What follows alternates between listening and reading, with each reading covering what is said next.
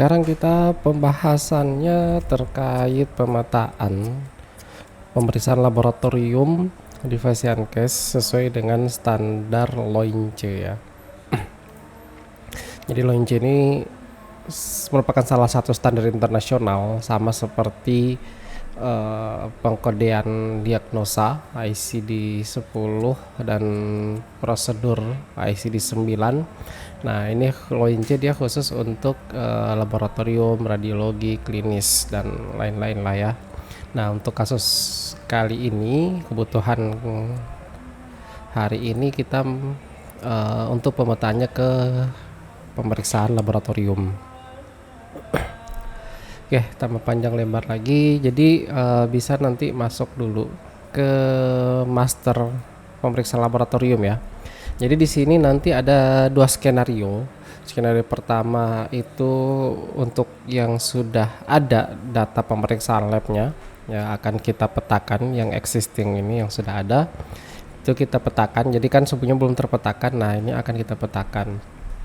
Jadi misalkan di sini contohnya hematologi darah rutin ya. Nah, ini ada dua yang perlu dipetakan, yaitu data permintaannya sama indikator pemeriksaannya ya. Ini kan data-data permintaan yang bisa di request ke laboratorium dari dokter. Misalkan darah rutin, ini kita edit dulu ya. Nah, ini contohnya misalkan seperti ini. Di sini ada kolom kode LOINCE ya, kodenya kemudian nama pemeriksaannya. Nah, untuk umumnya kalau memang ini masih baru pasti ini kosong. Jadi nanti tinggal diklik saja tombol yang ini ya. Kemudian nanti di sini dicari pemeriksaannya darah rutin ini ya. Hematologi darah rutin, dia bentuknya permintaan. Di sini ada beberapa data penjelasan ya, kemudian spesimennya darah, tipe hasil yang ada, satuan, dan meta-analisisnya automated count. Nah, ini satuan yang nggak ada karena dia cuman bentuk permintaan. Nah, untuk memilihnya, untuk memasukkan kodenya nanti tinggal klik aja nih seperti ini, darah rutin. Misalkan kita ambil yang waktu pendarahan ya, untuk pendarahan, nah nanti dia terganti. Oke, kemudian darah rutin, selanjutnya disimpan aja. Kemudian kalau kita refresh, nah ini dia darah rutin ya. Nah, kembali kemudian kita petakan lagi selanjutnya yaitu indikatornya. Nah di indikator ini juga yang sudah ada, sudah masuk, ini nanti tinggal diedit aja sama. Nah, kemudian di sini ada dari sekian banyak indikator ya, di bagian sini ada kolom mapping. Jadi ini yang bagian kode LOINCE. Dan ini tinggal dipilih sama seperti tadi. Misalkan sini eritrosit ya yang belum ada datanya. Ini juga kita cari di sini eritrosit, kemudian di enter. Nah, ini yang perlu diperhatikan. Kalau kita cari eritrosit kan keluar banyak nih, terutama yang bagian sini ya. Eritrosit hematologi, oke, sesuai. Kemudian eritrosit. Nah, apa sih yang membedakan ketiga ini? Ya, ini kan kodenya juga berbeda-beda. Nah, di sini kita lihat, ini bisa hanya untuk hasil, ini untuk hasil, ini juga bisa untuk permintaan dan hasil.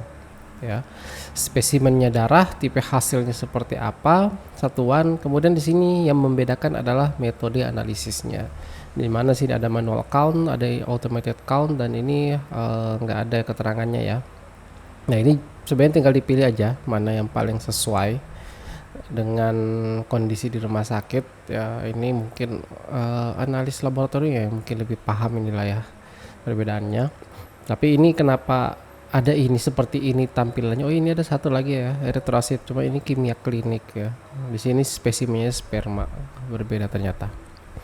Oke, di sini memang ada sih beberapa tampil ya, bisa dilihat eritrosit sedimen urin, kemudian eritrosit dysmorphic urine ya, beda-beda ya, eritrosit feses. Jadi ya nanti dicari aja mana yang paling sesuai, dicocokkan dengan data-data yang ditampilkan dari kategorinya, spesimennya, dan seterusnya. Nah, kira-kira ini mana yang paling pas diantara kesemua yang tampil dari pencarian eritrosit. Cuma ini yang pasti hematologi ya, karena darah rutin itu masuk hematologi. Misal kita pilih aja yang ini. Oke, dia jadi masuk. Atau misalkan kalau diganti dengan yang 796, Oke, masuk juga. Bisa dilanjutkan dengan beberapa yang lainnya, hematokrit, trombosit, dan seterusnya. Kemudian kita simpan. Ini tadi yang kita pilih ya, eritrosit 796. Oke, data berhasil disimpan. Kalau kita reload lagi datanya, ini terpilih.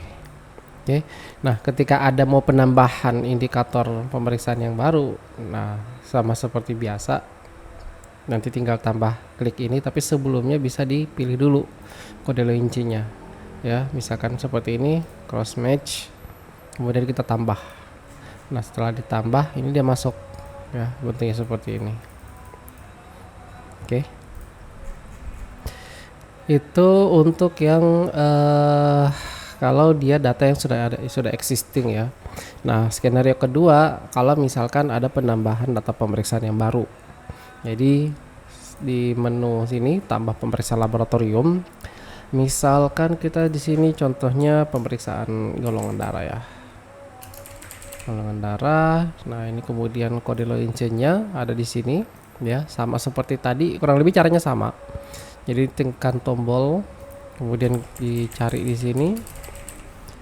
Enter, kemudian di sini. Ya. Bank darah, hematologi. Nah, ini kira-kira yang mana nih?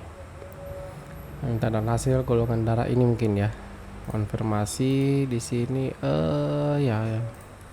Pilih apa yang ada aja lah. Oke, nanti kemudian di sini masuk bagian konfirmasi kode loincinya. Kemudian di sini indikator pemeriksaan. Ini penjelasan mengenai data-data ini. Ini kan sudah ada nih di video sebelumnya terkait di persiapan ya awal untuk implementasi Medion. Nah, ini juga sama lah seperti yang tadi sudah dijelaskan juga. Jadi untuk hasil indikatornya di sini mungkin ya, gol darah, pilihan A, B, O, dan seterusnya. Oke, jadi caranya diklik dulu, dicari dulu kode loincinya, kemudian diklik tambah sehingga ini nanti terkonfirmasi seperti ini. Berarti ini sudah terpetakan. Oke, nanti ini tinggal disimpan. Hasil disimpan. Kalau kita cek gol darah ya.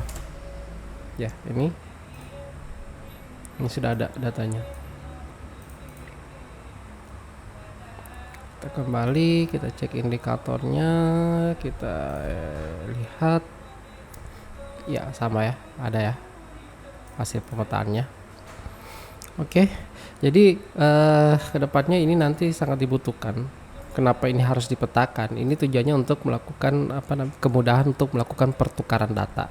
Karena kita tahu biasanya dari satu pasien case ke pasien case yang lain itu kan menggunakan sistem yang berbeda, struktur data yang berbeda, mungkin menggunakan kode-kode pemeriksaan yang berbeda, nama pemeriksaan yang berbeda. Nah, ketika kita melakukan pertukaran data menggunakan satu standar internasional kan jadi dia tetap nyambung gitu loh ya, samalah fungsinya seperti ICD-X dan ICD-9. Oke, silakan untuk dipetakan kode laboratoriumnya, kode loinci ke pemeriksaan laboratorium sesuai dengan yang sudah dijelaskan. Terima kasih.